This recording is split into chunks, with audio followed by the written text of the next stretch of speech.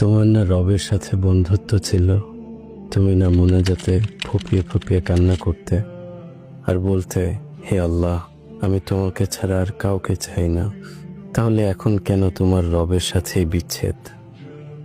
তুমি না তওবা করেছিলে? তুমি না আল্লাহর জন্য সব ছেড়ে দিয়েছিলে? তুমি না বুঝতে পেরেছিলে তোমার আসল ঠিকানা কোথায়? তুমি না মুমিন হতে চেয়েছিলে, ইসলাম মেনে চলতে চেয়েছিলে? ভুলে গেছো? আবার কেন পাপে জড়িয়ে গেলে? তুমি না সিজদায় পড়ে কেঁদেছিলে তোমার গুনাহের জন্য? তাহলে কেন আবার দুনিয়ার ধোঁকায় পড়ে গেলে? তুমি কি হেরে গেলে তোমার নফসের কাছে?